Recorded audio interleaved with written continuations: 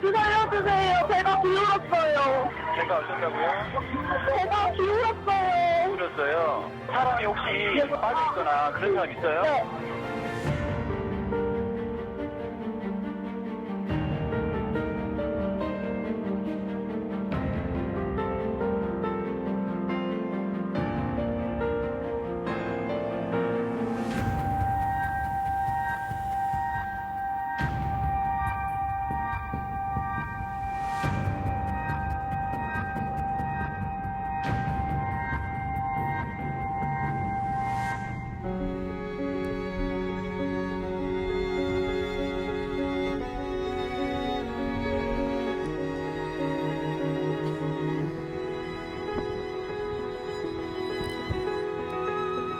네, 안녕하세요. TV민생연구소 곽현아입니다.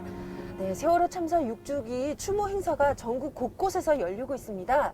저도 행사에 참여하기 위해서 바로 이곳 화랑유원지에 왔는데요.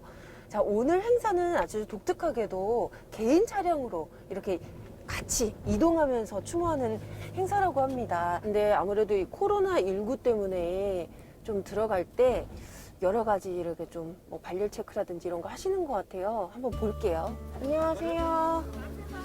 아, 발열 체크요? 아, 네네. 네, 저도 발열 체크. 네. 네, 감독님들.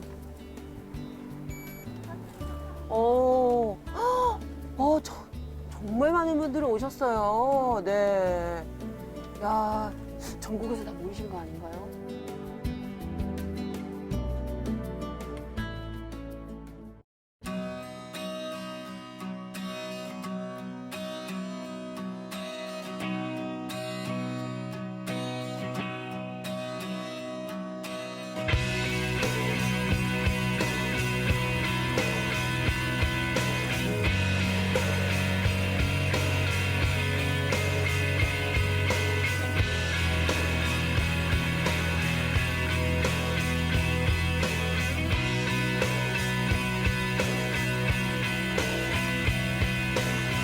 Look at the stars, look how they shine for you.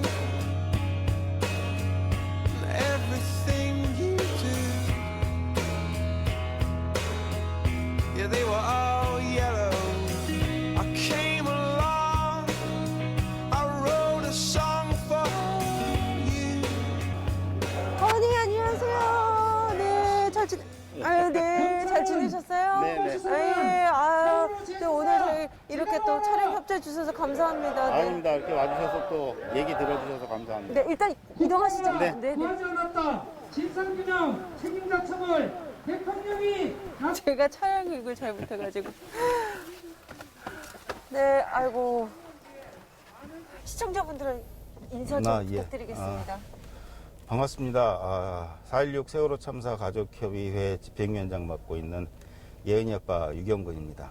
정말 많은 차량들과 네. 시민들이 모였죠. 오, 많이 예, 오셨어요. 예. 예년 같으면 지금 이 시간에 광화문 광장에 저희 가족과 시민들이 모여서 이제 추모 기억 문화제를 사실 해야 됩니다. 그러나 이 코로나19 때문에 사회적 거리를 두는 것이 정말 중요한 시점이고요. 맞아요. 네. 그러나 또 한편으로는 많은 분들이 아무리 그렇다고 해도 이 6주기를 앞두고 어떤 이 추모의 마음, 기억의 마음을 표하지 않는 것은 좀 서운하다. 그래서 결국 마련한 것이 사람들이 한 곳에 모이지 않고도 우리의 마음을 표할 수 있는 이 차량 행진을 한번 해보자. 첫 번째 코스는 이 안산에서 이제 국회 앞에 갔다가 네. 국회에서 광화문으로 가는 코스가 있고요.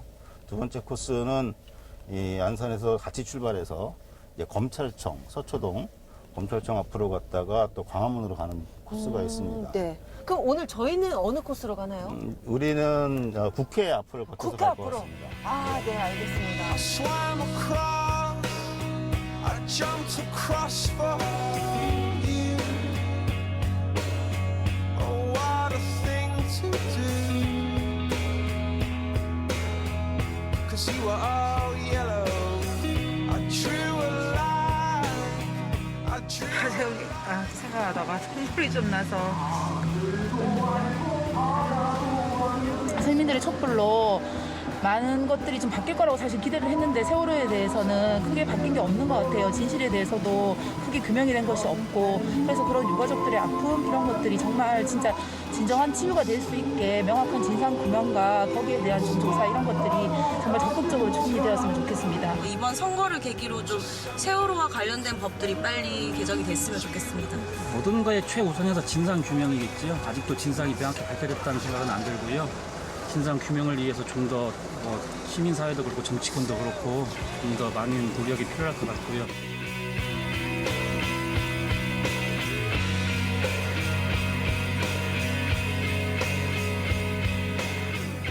이번에 코로나19 때문에 이제 대구 시민들 굉장히 힘들어하시는데 성금도 되게 많이 모아서 주시고 막 쿠키랑 막 구호물품까지도 이렇게 보내셨더라고요. 예, 예. 사실 우리 한국 사람들이 그런 마음이 있잖아요. 남들이 어려우면 맞아요. 내가 못 이렇게 지나쳐요. 조금이라도 뭔가라도 좀 하나 이렇게 도와주고 싶은 마음이 사실 저희도 그런 마음이 가장 컸고 이 세월호 참사 관련해서 저희들과 함께 해주시는 시민들이 생각보다 많이 계세요. 그래서 그 고마움이 항상 있었고요.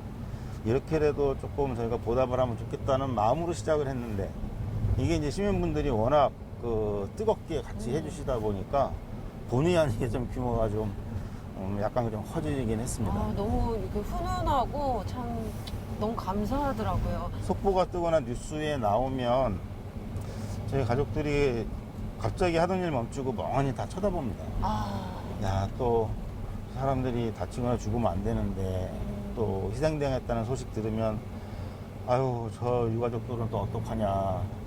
뭐 이런 마음을 안 가질 수가 없고요. 꼭 드리고 싶은 말씀은 물론 전 국민이 피해자이긴 하지만 저희 직접 피해자인 유가족들, 또 생존자들 외에 그에 못지않게 큰 피해와 고통을 입고 있는 분들이 있어요. 직접적으로.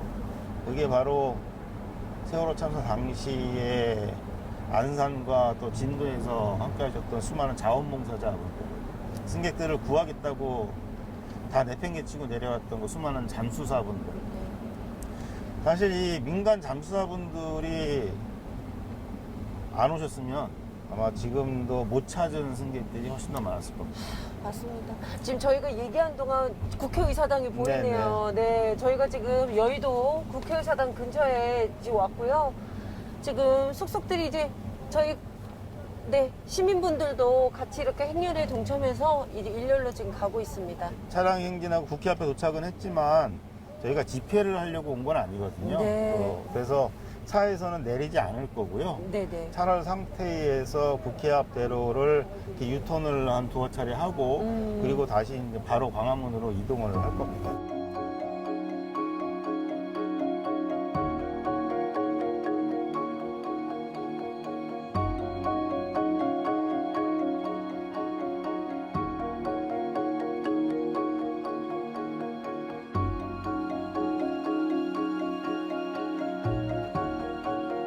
이번에 그래도 21대 국회에는 좀 우리 유가족들의 마음, 시민들의 마음을 잘 닮은 좀 정말 제대로 된 진상조사가 이루어졌으면 하는데 세월호 참사 진상규명뿐만이 아니라 세월호 참사로 인해서 피해를 당하신 모든 분들이 적절한 사회적인 어떤 보상과 치유를 받을 수 있도록 하는 것, 그다음에 더 나아가서 모든 국민들이 어떤 생명과 안전은 사람이 당연히 누려야 할 기본권 중에 기본권이잖아요.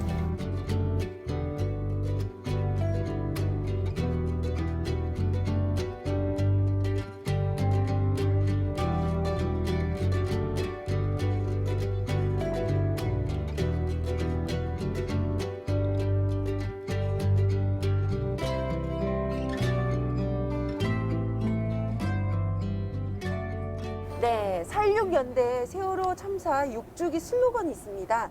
바로 진상규명, 생명안전, 한 걸음 더입니다. 네, 6년의 시간을 단편적으로 보여주는 그런 단어들이 아닌가 싶은데요.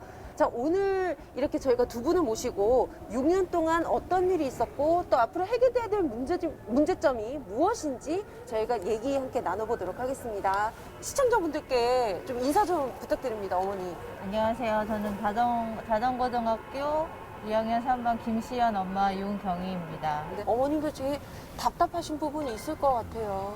네, 어떤 부분이 이제 제일 답답하세요? 시간이 나중에 이 데이터 자료나 막 이런 거 봤을 때 보면 충분히 너무나 충분한 시간에 아이들 다 구조할 수 있었고 나오라고만 했으면 밖에 있는 민간 어선에서도 다 구조할 수 있었는데 아이들을 그냥 산채로 수정시켰다고밖에 저는 볼 수가 없거든요. 그래서 제가 제일 화나는 부분은 그 부분이에요. 살 수 있는 아이들을 왜 구조하지 않은 것. 지금 검찰특별수사단이 작년 11월부터 지금 거의 5개월 가까이 수사를 하고 있습니다. 그래서 실제로 기대를 하고 계시는 분들이 많아요. 네. 정확히 말씀을 드리면 2014년에 검찰이 수사할 때와 지금 수사한 내용이 다른 게 없습니다. 정말요? 새로운 사실이 없습니다. 우리 유가족들이 바라는 그 특별수사단에서 했으면 좋겠는 그런 조사 과제를 한 12가지를 수사단에 이렇게 제시를 했는데 네. 하나도 그거에 대해서 하고 있지 않은 상태에서 총선 기간에는 할 수 없다고 하고 총선 지나고 나서 6, 7월 안에 그만둔다고 얘기를 하는데 너무 좀 당황스러워요. 검찰 논리는 이겁니다. 자신들이 수사를 할 때에는 기소를 하기 위해서 수사를 하는 건데 지금 그게 기소할 만한 혐의가 뭐 드러난 게 있냐? 밝혀진 게 없지 않냐? 그러니 조사를 통해서 수사하고 기소해야 할 혐의가 드러나면 그때 수사하겠다. 이런 내용을 알기가 좀 힘들고 또 오해하시는 분들도 많고 그렇습니다. 그래서 최근에도 보면 이렇게 유가족분들 지금 6년 동안 얼마나 또 많은 오해와 또 참 힘든 부분 많이 겪으셨잖아요. 저희들이 가장 가슴이 아프고 서운하고 화가 나고 답답한 거는 뭐냐면 종종 정치권에서 세월호 참사 이야기를 합니다. 여든 야든 어느 쪽이든. 그런데 그때 저 사람이 또는 저 당이 저 국회의원이 또는 저 정부 공무원이 왜 지금 세월호 참사를 얘기할까 보면 다는 아니지만 많은 경우에 본인이 곤란할 때 또는 무슨 뭐 국면을 전환을 해야 될 때 뭐 아니면 상대방을 공격해야 될 때 이럴 때 세월호 참사를 갑자기 끄집어내서 이야기하는 경우들이 많이 있어요. 이번 6주기가 21대 총선 바로 다음 날입니다. 이제 우리나라의 일꾼들이 이제 정해졌을 텐데요. 분명 21대 국회에 또 원하는 부분, 바라시는 부분이 있을 것 같습니다. 이 부분 마지막으로 말씀해 주시고 저희 인사드리도록 할게요. 전국에 있는 후보자들한테 유가족들이 직접 다 전화 돌리면서 약속해달라고 꼭 지켜달라. 국회의원이 되면 꼭 이행해달라. 국회에서. 이제 앞으로 할 일은 그 약속을 지키도록 저희들이 감시하고 촉구하는 것이고요. 그런 그 요구와 촉구를 21대 국회 내에 저희들이 시민들과 함께 해나갈 예정입니다. 느끼지 못해 너의 억울함을 풀어주지 못해.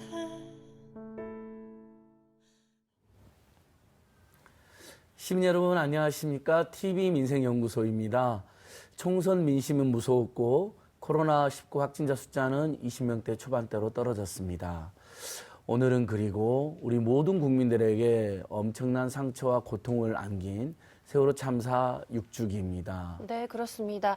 4월은 이 세월호 참사를 추모하는 달이 되었습니다. 그런 만큼 다양한 추모 행사들이 전국에서 진행이 됐는데요. 코로나19 확산을 우려해서 오프라인 대신에 이 온라인 추모도 많이 이어졌습니다. 그날을 잊지 말자는 약속 지켜지고 있는 것 같다는 생각이 들어서 다행이네요. 네. 예, 추모와 연대로 함께해 주시는 이 마음들 매우 귀중합니다.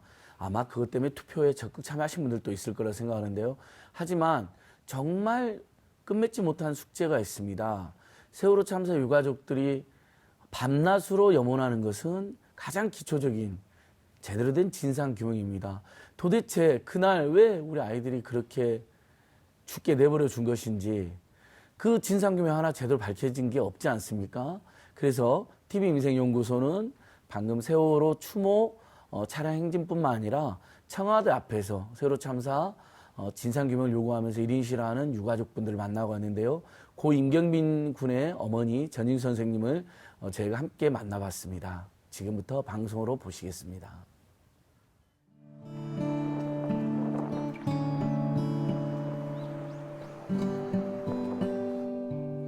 어머니. 안녕하세요. 예, 아이고 변함없이 이러시.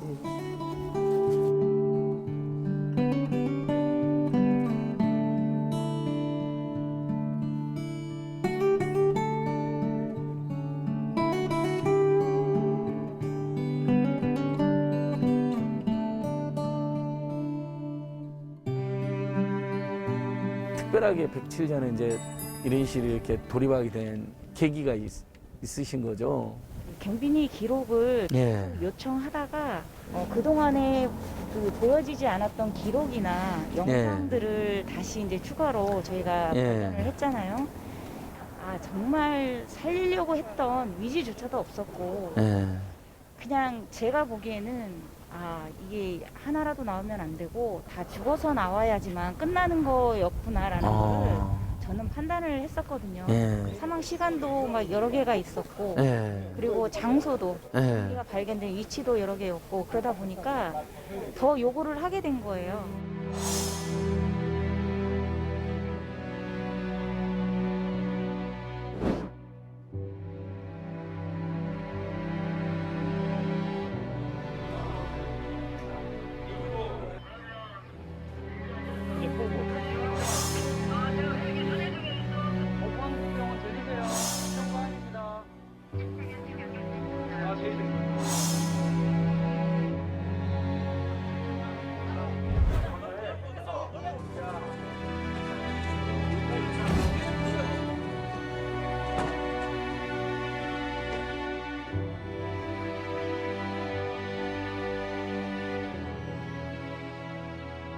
우리 1인시 할 때도 그렇고 뭐 우리 뭐 집회나 추모행사 할 때도 그렇고 참 너무나 비인도적으로 말도 안 되는 약간 방해하는 분들이 있죠. 저는 그분들 정말 그래서는 안 되는데 왜 그러실까요? 최근에도 막 그런 일도 겪으셨어요? 종종 있죠. 그러니까 우리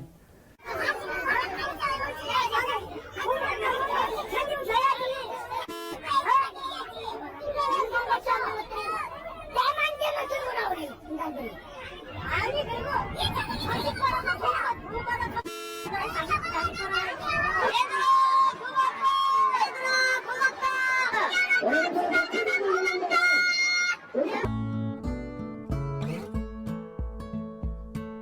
Blackbird singing in the dead of night. 19년도 11월 13일부터 청와대로 피켓 들러 나갔어요. 매일같이 나갔어요. You were only waiting for this moment to arise.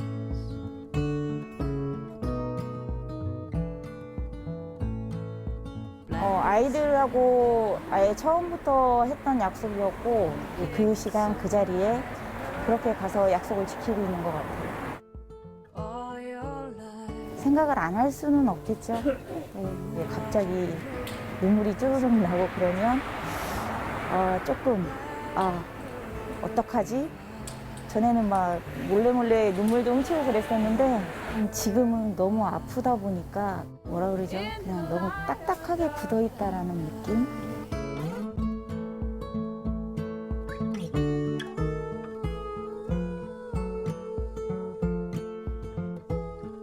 그렇게 이야기할 때마다 아프고 힘들고 그런 거는 있는데 오히려 더 해야지, 더 해서 반드시 보여줘야지 이런 생각을 더 많이 했었던 것 같아요. Blackbird fly into the light of dark black night.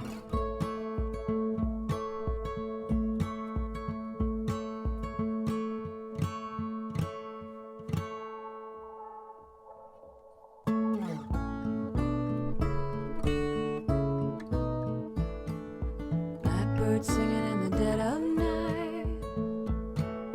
Take these broken wings and learn to fly all your life. 우리 이제 4.16 가족협회나 4.16 연대에서 가장 핵심적으로 요구하는 사항은 어떤 걸까요? 어머님이 생각하기에도. 책임자 처벌까지 돼야지만 자동으로 안전한 사회가 될 것 같아요. 정말 100%를 다 밝히지는 못하더라도 그러면 가족들이 원하는, 가족들이 만족할 수 있는 거기까지 답을 좀 줬으면 좋겠거든요. 그렇게라도 해야 좀 그나마 진상규명이 됐다. 이렇게 좀 저는 이해가 될 것 같아요. 그 정도 상황에서라도 어떻게든 우리 억울하게 죽은 아이들한테 덜 미안할 것 같은데 이런 생각을 하시는 것 같아요. 가슴 아픈 4월 16일 6주기가 됐는데 우리 국민들께도 한 말씀 해주세요. 그냥 정말 모래알 하나 던져도 맞아서 쓰러질 것 같은 그런 부모들이에요. 너무 힘든 상황에서.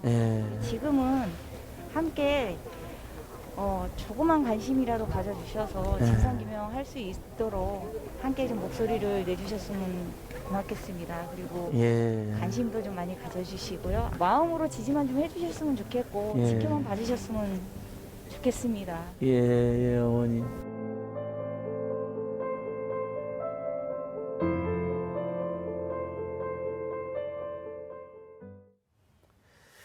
예, 우리 경빈 어머님 말을 받아서 다시 한번 우리 세월호 참사 희생자 유가족들에 대한 모든 종류의 막말이나 망언이나 혐오 표현을 저희는 거부합니다. 정말 없어져야 됩니다. 얼마나 간절한 호소이십니까? 저도 내일 또 우리 어머님들 만나러 가기로 했는데요. 세월호 참사 진상규명 신속하고 또 정확하게 빨리 이루어지길 촉구합니다. 그리고 우리 TV민생연구소가 세월호 참사의 또 다른 기억을 기록했죠? 네, 그렇습니다. 바로 세월호의 기록입니다. 세월호가 인양이 돼서 목포 신항에 거치된 지 3년이 넘었는데요. 자, 이제 내부 조사가 거의 마무리 단계에 접어들었다고 합니다. 그런데 그동안 이 선체 내부는 좀 베일에 많이 가려져 있었는데요. 저희 TV 민생연구소가 어렵게 이 배 안을 취재를 했습니다. 자, 세월호 참사 수습에 참여했던 조준 이 잠수사님과 함께 세월호를 기록해봤습니다. 여러분 함께 보시죠.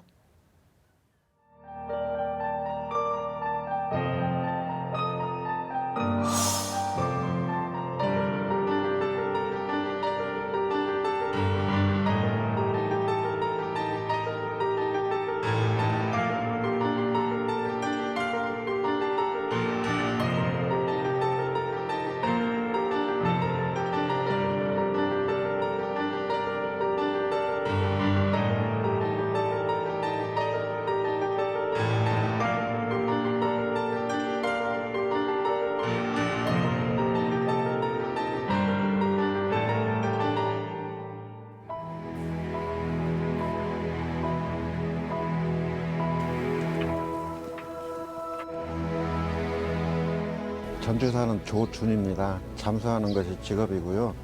6년 전에 세월호 참사 때 수색잠수에 참여했던 사람입니다.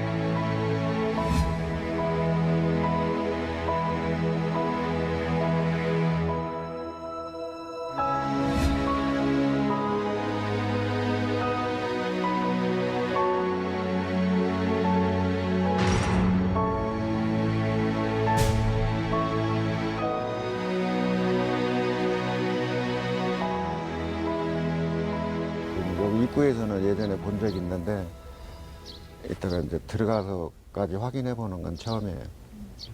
그 당시에 아이들이 사실상 죽어 있는 상태지만 그 과정을 갖다가 다 이렇게 상상할 수 있기 때문에 얼마나 고통스럽고 힘들었는지를 알 수가 있거든요. 그 가장 좀 마음이 아팠던 곳이 있어요. 너무 많이 몰려 있었던 곳, 탈출하기 위해서 한 곳에 집중돼서 막 몰려 있던 곳이 있거든요. 그런데 특히 가보고 싶어요.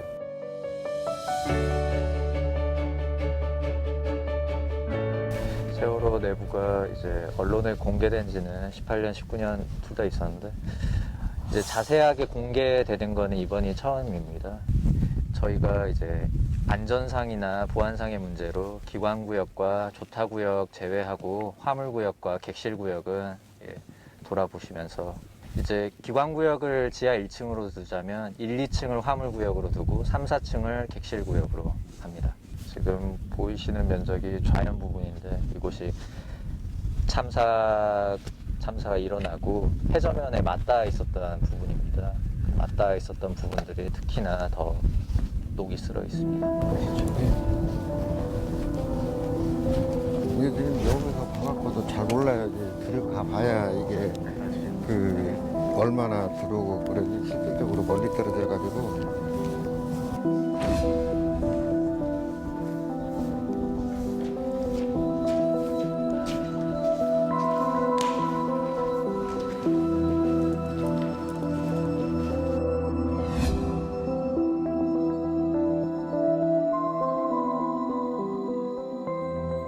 여기가 D데크라고 하고요.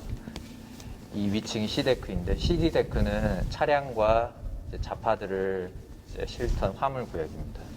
고박 장치에 맞게 화물을 적재해야 되는데 그런 걸 좀 무시하고 그냥 최대한 공간에 맞춰서 넣었던 그 관행들이 또 보이고 있어가지고 그런 게 또 사고의 원인 중 하나로 지목이 되고 있습니다.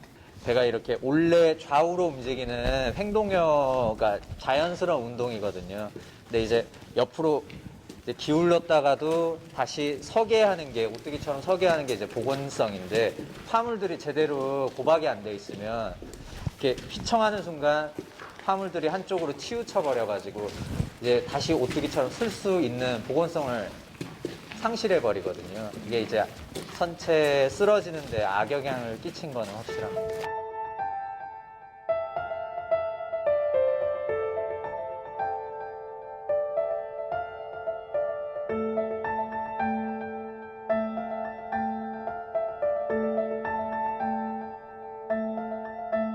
뒷부분도 지금 여기 안쪽 공간처럼 다 5층 구조까지 감싸고 있는 형태였는데 이제 인양이 되고 나서 이곳에 수습을 위해서 그 목포에 올라온 지 초기에 절단 작업을 했습니다. 재절단이 이루어졌습니다. 이게 처음에 도면으로 보고 우리가 물 속에서 봤기 때문에 물 속에서는 이게 다 일그러진 것만 봤지, 이제 지금 상태에는 이제 아무것도 없는 거거든요, 지금. 일단 이상하죠. 상황이 바뀌었으니까.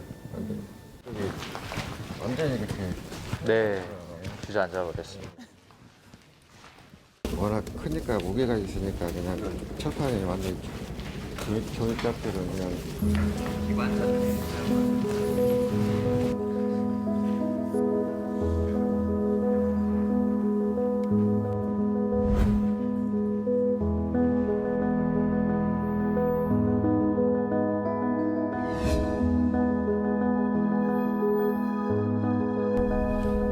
19일 날에 왔을 적에도 아무것도 안 돼 있었어요. 그냥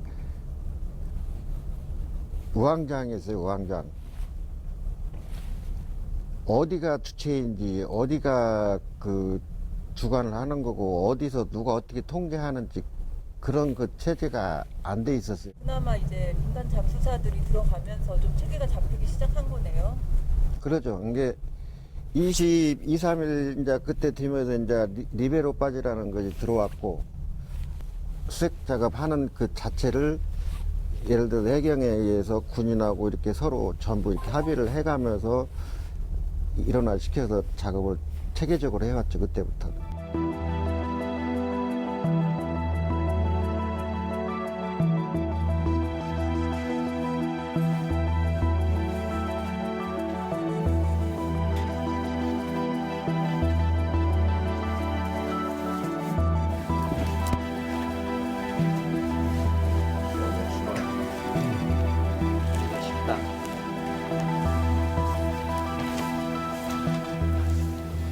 아, 이게 이거구나. 이런 데는.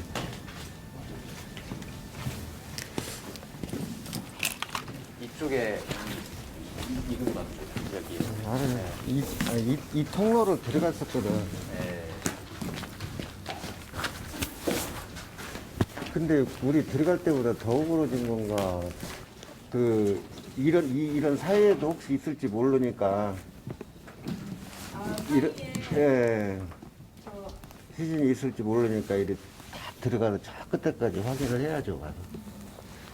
이게 이렇게 있으니까 이게 바닥이 되는 거고 이 사이로 해서 쭉 들어갔다 그대로 이제 이거 잡고 그대로 이렇게 당겨당 갔다가 다시 이거 잡고 이렇게 나오고.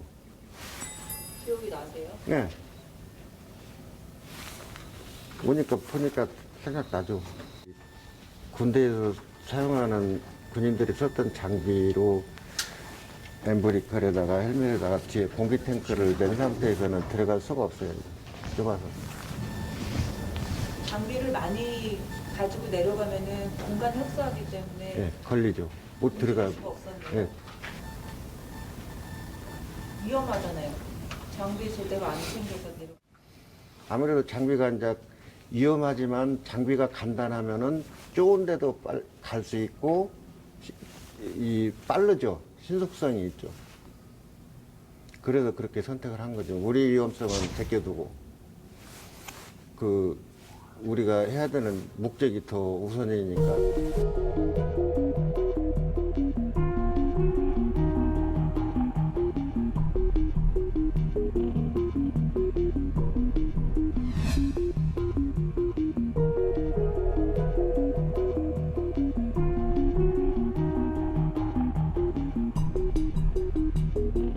안전한 작업 시간을 오버해서 했죠. 이게 초과 다이빙이라고 하는데 초과 다이빙을 계속 하게 됐죠.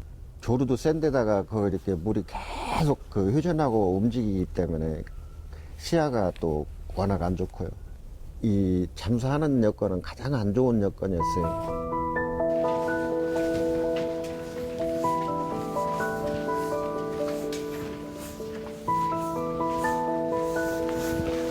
공간은 그러면 어떤 공간일까요? 이게 객실이잖아요.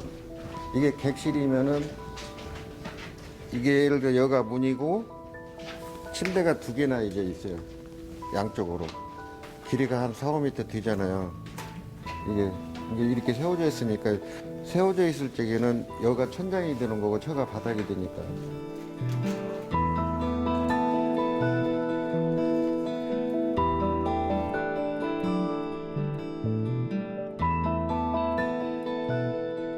여기가 그러면 원래는 문이 있던 예, 이게 문이에요. 철문. 철문이요? 예.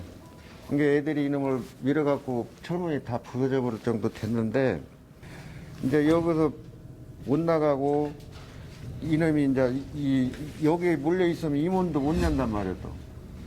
이게 여기에 다 물려있고.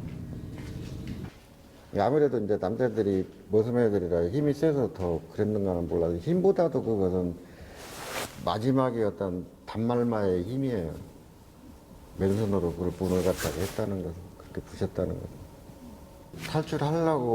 하라고만 했으면은 이 배 구조상 다 나갈 수 있는 거예요. 문 여기저기가 있기 때문에. 대기하라고 하니까 이제 그래도 문 가까이에 있으려고 이런 데 있었던 거예요. 이제 퇴선 명령만 있었으면. 네, 퇴선 명령만 있었으면은 바로. 그렇죠. 그것이 가장 안타까운 거고.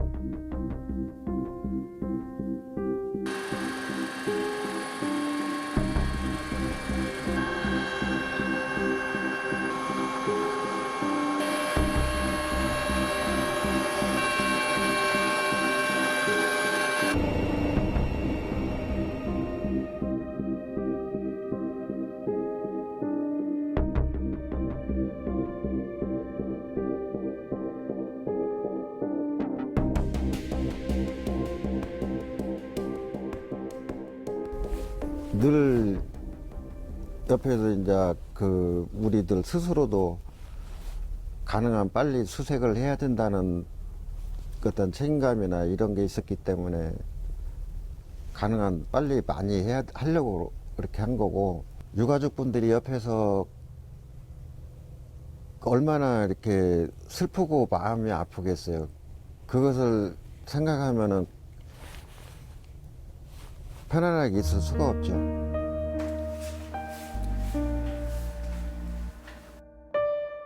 또 객실을. 네, A데크인데 이제 사고 당시에 학생들이 사용했던 공간입니다.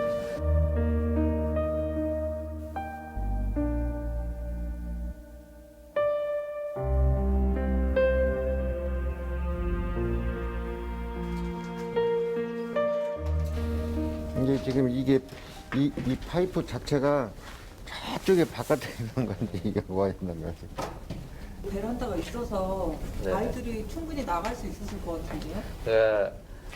태전명령만 있었으면 이쪽으로 나갈 수 있거든요. 일이 그냥 일이 나가면 바로 나가지죠. 아, 저쪽. 이게 이게 무역문 하나 있네. 이게 저기 이분만 열면 아까 바로 그 나가는 문이 이거랑 같은 문입니까? 네. 아. 어떤 문? 아까 그 말씀하셨던 문이 이런 문이었대요? 네, 이런 식으로. 이렇게 두꺼운 문이 휘어졌던 거예요? 네. 저 안쪽에 있었던 문이랑 같은 문이. 그럴 거야 아마요.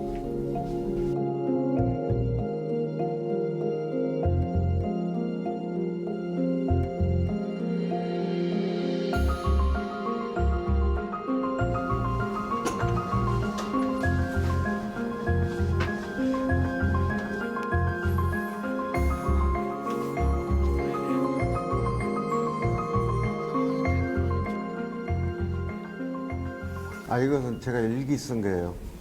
일단 일기는 평생 쓰고 있고, 당시에도 이제 그 현장에 있을 적에 쓰던 일기. 개인적인 어떤 감정이나 뭐 이런 걸 쓰는 것보다 일정 위주로 많이 했어요. 여기서부터 그냥 우리가 5월 15일 날 일단 2시부터 작업이 시작이 됐고, 학부모 두 분이 바지 옆에서 기원하고 있는 모습이 보였고, 그 반 학생 둘 다 그때 수습을 했어요. 그 부모님들이. 일단 올라와 있는 모습이 너무 가슴이 아팠고, 얼마나 애들이 원망하고 분했으면은 떠나지 못하는 영혼. 그러나 엄마의 간절함에 나온 듯하다. 네, 이게 그 어머니가 워낙에 계속 이제 그 난간에 서서 기도를 하고 있었거든요. 정말로 우리 전부 다가 그 어머니 보고도 빨리 나왔으면 하고 다 바랬어요. 워낙 간절하게 기도를 하니까. 정말로 나왔어요. 그래갖고 이제 올라왔을 때 그의 표정이 엄마 보고 웃는 모습이었어요.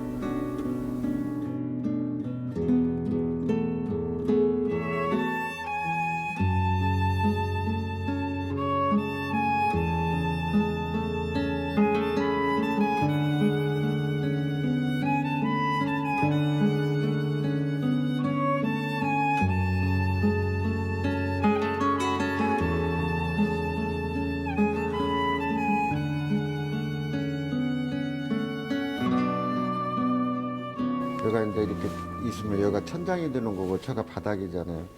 떨어진 애들이 있어요. 그냥. 워낙 끌어안고 있기 때문에 그것을 분리하기가 엄청 어려워요. 알다시피 이제 사람이 죽으면 경직이 돼갖고 딱 끌어안고 있으면 이게 안 풀어지거든요. 딱 굳어 있거든요. 근데 이게 좁으니까 시신 두 부를 같이 한꺼번에 못 빼나와요.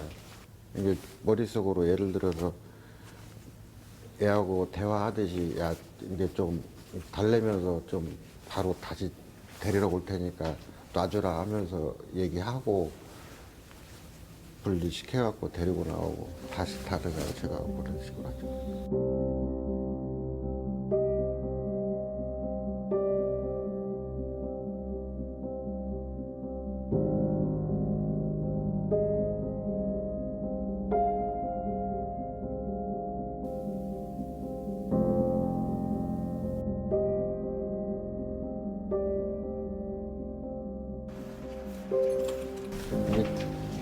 이 애들이 이제 이 문을 깨려고 예를 들어서 여기 그 방이면은 옷장 같은 거 가구들이 있던 것을 다 깨져갖고 그것들이 나중에는 이제 다 걸리는 것들이죠. 다 떠다니고 뭐 저가니까 모포 벽에 애들 가방 신발 저 옷장 그 가구들 이런 것들이 다 같이 떠 있으니까 이제 이렇게 헤집어 가면서 해야지. 이것만 깼어도 죄했는데 이걸 못 깨니까. 강화유리도. 이 유리가 이렇게 두꺼운데 1cm짜리.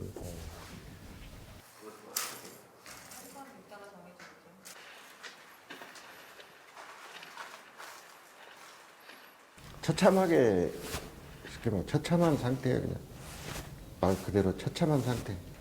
너무 천천히 그 죽음을 맞이했어요. 그 고통을 겪으면서. 그게 다 느껴지셨어요? 네, 알죠. 그 애들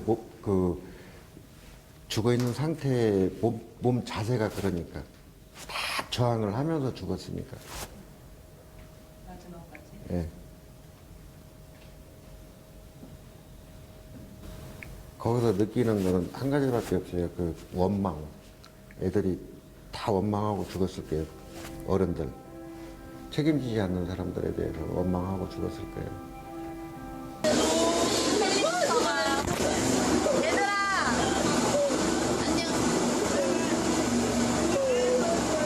원래는 요건데.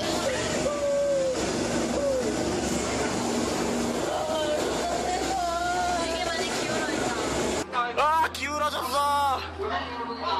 야, 나 좀 살려줘. 현재 자리에서 움직이지 마시고 안전으로 잡고 대기해주시기 바랍니다.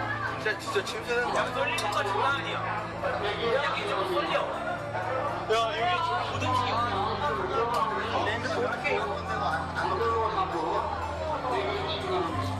할머니 아빠 사랑하고 네 누나 참 많이 싸웠는데 참 고맙고 네 형 마지막으로 보고 싶었는데 형 못 보고 가네요. 네 보트가 왔습니다. 네 아까가 마지막이라고 했지만 전 살고 싶습니다. 네 살고 싶어요.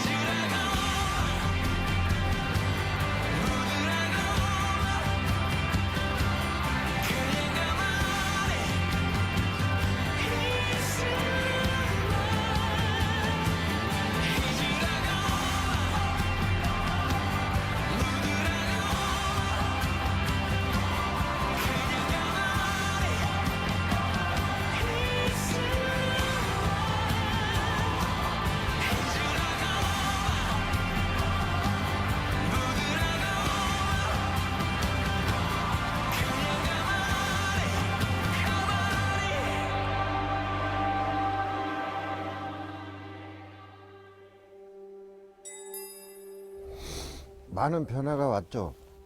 이게 이제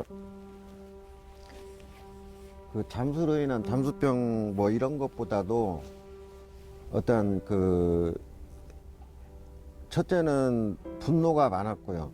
왜 그러냐면은 이 사고 원인도 밝혀지지 않았지만 왜 애들이 저렇게 죽었어야 되는가. 그 죽은 거에 애들을 죽음으로 몰아넣고 거기에 책임지는 사람이 누가 있는가.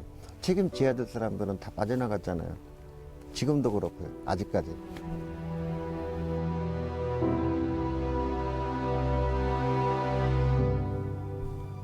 예, 할 거예요. 책임감이죠. 책임감. 우리만이 할 수 있다고 그렇게 생각을 하고 있고요. 또 우리가 경험자이기 때문에 또 할 수가 있는 거고. 이렇게 힘들게 삶을 이어가시는데도 너무 많은 죽음을 그래도 누군가는 해야 되기 때문에 우리가 할 수 있는 일이라면 해야죠. 기술하고 틀려요. 이게 하는 방법 자체는 기술이지만 사람을 대하는 거잖아요. 사람을 대하는 거기 때문에 틀려요. 아무리 이렇게 워낙 복잡하고 상황이 그래도 거기에 또 추가되는 거 죽음이 있잖아요. 그걸 대해야 되잖아요. 푸른 잎 사이 햇살이 눈물로 반짝이네.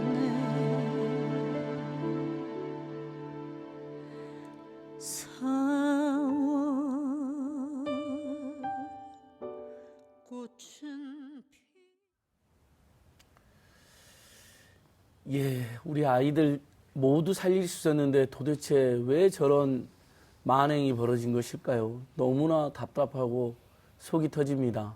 또 세월호 참사 당시 목숨을 걸고 희생자들을 수습한 건 국가도 박근혜 정부도 아닌 우리 민간 잠수사분들이었습니다. 그분들이 몸과 마음의 상처로 힘겨운 나날들을 보내고 계신다고 하는데요. 20대 국회 아직까지도 정부가 민간 잠수부들을 지원할 수 있는 근거인 김간홍법을 통과시키지 않고 있습니다. 네, 그래서 이와 관련돼서 이야기를 나눠보려고 하는데요. 두 분 모셨습니다. 자, 먼저 세월호 참사 당시에 민간 잠수사로 수색에 참여하셨던 이 황병주 잠수사님, 그리고 세월호 민간 잠수사 법률 대리인 구정모 변호사님 나오셨습니다. 안녕하세요. 예, 안녕하세요. 고맙습니다. 네. 잠수사님, 아까 우리 조준 잠수사님도 말씀하셨는데 많은 잠수사님들이 지금도 몸이나 마음의 건강이 안 좋다고 들었습니다. 어떻습니까? 네. 먼저 지금 마음이 좀 저거 보고 나니까 좀 안정이 잘 안 되네요. 그렇습니다. 저희 잠수사들이 대부분이 뭔가 마음이 안 좋고 있고요. 한 10명 정도는 아직 현장 복귀 못하고 매일 병원 신세 거의 지다시피 하고 있습니다. 저만 해도 신장이 악화돼서 지금 주 3회 매일 투석하게 돼 있고, 그런 것 때문에 이제 더 일도 못하고, 또 현장 복귀도 못하고, 그렇게 지금 하고 있습니다. 초과 잠수까지 계속 할 수밖에 없었던 사명감 때문에 그런 상황이었어요. 근데 이제 그런 육체적 고통에 더 트라우마까지 겪고 계시다고 들었습니다. 네. 어떻습니까? 트라우마, 저도 지금 심하게 겪고 있고요. 거의 대부분이 트라우마 증상으로 지금 치료를 많이 받고 있는데요. 이게 치료를 받는다고 쉽게 없어지는 건 아니더라고요. 맞아요. 그래서 아직도 뭐 고통을 많이 받고 있습니다. 네. 얼마나 무섭고 끔찍하고 어려운 경험이었을까 생각해 보는데요. 변호사님, 민간 잠수사의 국가를 대신해서 수습한 거잖아요. 정부의 기능이 사실상 마비되어 있었고. 근데 이제 그 과정에서 많은 정말 희생자를 수습하셨고, 근데 의사상으로 당연히 인정됐지만 그게 거의 안 됐다고 들었습니다. 왜 그렇게 된 건가요? 네, 그러니까 이게 의사상자 등 이 지원과 예우에 관한 법률을 보면은 의사상자가 인정이 되려면 직무상의 행위가 아니고 직무 외의 행위로 이제 구조행위를 하다가 사망하시거나 혹은 다친 분들을 이제 의사상자로 규정을 하고 있습니다. 그렇게 하다 보니까 정부는 이제 이 직무상의 행위로 한 것이지 직무 외의 행위를 한 것은 아니다. 이런 논리로 지금 불인정을 한 것이거든요. 예, 그러니까 논리는 이렇습니다. 그러니까 이 민간 잠수사분들이 사실은 처음에 다 자원해서 오셨는데, 이제 워낙 이제 고생이 심하시다 보니까 일종의 수고비로 뭐 소정의 일당이 지급이 됐어요. 근데 이제 일당을 받았으니까 직무상의 행위로 한 것이 아니냐. 그러니까 의사상자도 될 수 없다. 이런 게 지금 정부의 불인정 근거입니다. 그건 너무 납득이 안 되는. 다 각자 생업과 또 경제 활동이 있는데도 불구하고 팽개치고 오신 건데. 맞아요. 잠수사님, 그때 그래서 사실 뭐 의사상자로 꼭 바라고 우리가 한 건 아니지만 그래도 이게 또 위로가 되고 명예가 되고 긍지가 될 수 있는 거잖아요. 수없이 많은 희생자를 수습해내고 아무도 방치되고 있던 우리 학생들과 희생자들. 근데 이게 불인정된다고 했을 때 잠수사님들의 또 심리 고통이 좀 컸을 것 같아요. 네, 그래서 저희들 처음에 의사상자를 신청을 할 때도 저희가 의사상자를 신청한 게 아니었어요. 해경에서 의사상자를 신청을 해봐라. 될 것 같다. 니네들 신청하면. 그래서 신청을 했던 건데, 안 되니까 더 마음의 상처를 많이 입었고, 정말로 자존심도 많이 상했고,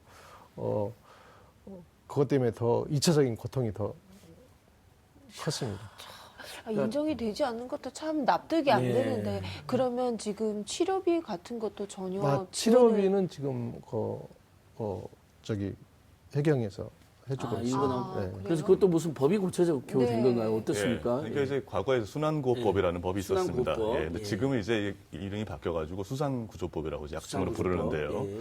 근데 이제 당시에 과거법에 의하면 그러니까 일하다가 부상을 당하신 분들에 대해서 전혀 이제 피해에 대한 치료비 지원이 불가능한 법이었습니다. 그래서 이걸 이제 2016년에 뒤늦게 이제 법을 개정해서 이제 이분들한테 치료비가 되도록 조금이나마 지원이 되도록 이제 바뀌긴 했는데 이제 문제는 이게 굉장히 미비하다는 거예요.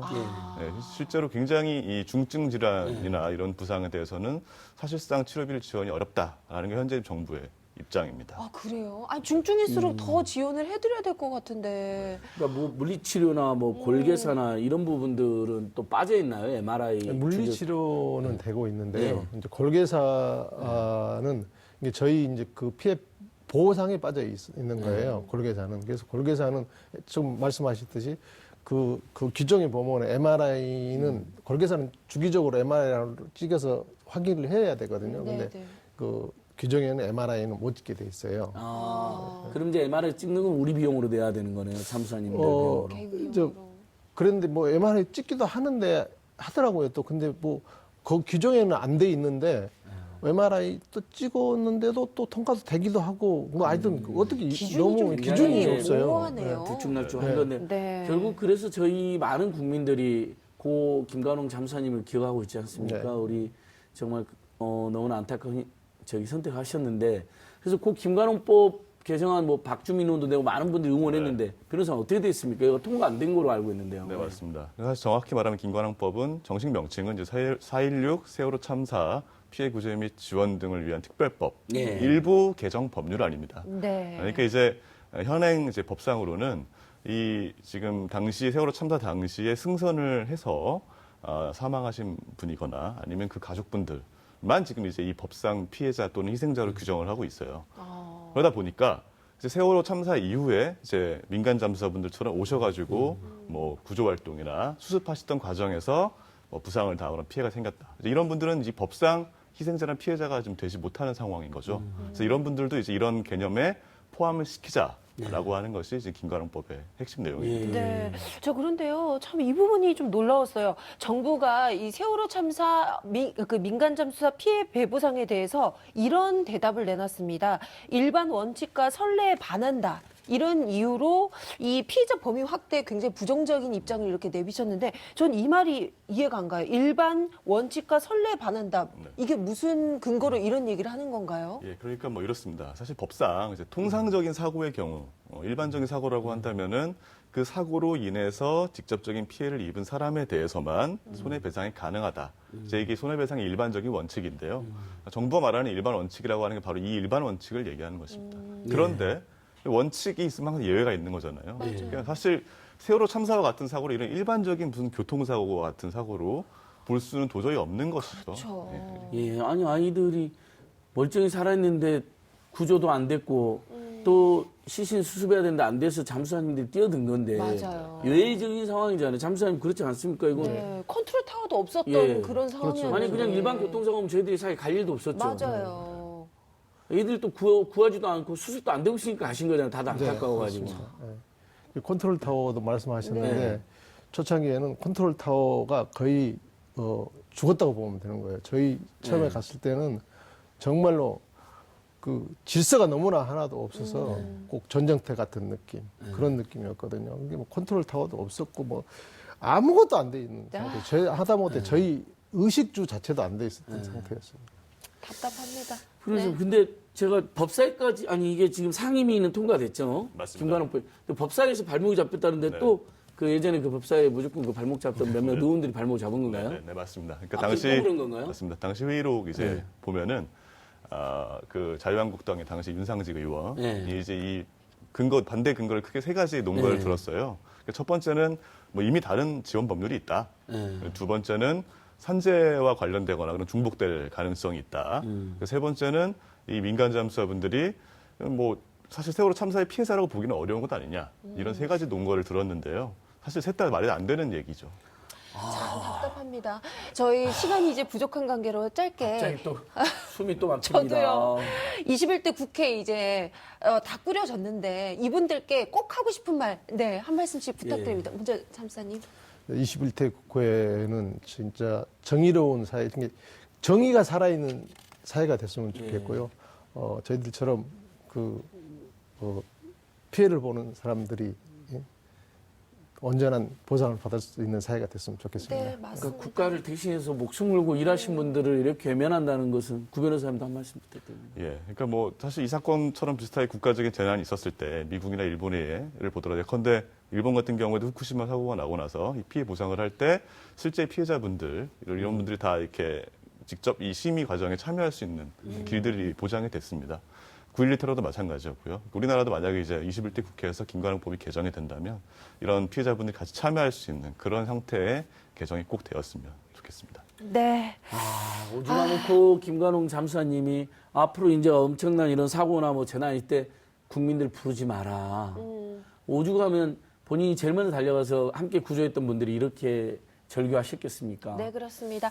자, 네. TV민생연구소 준비한 내용은 여기까지입니다. 저희는 내일 스페셜 방송으로 네. 뵙고요. 다음 주 월요일 저녁 생방송 7시 20분에 다시 찾아뵙겠습니다. 감사합니다. 감사합니다. 속에서 저 파도 속에서 꽃 피우지 못한 이름 대답 없는 내 아들아 불러봐도 들리지 않게 우릴 가로막은 푸른 어둠아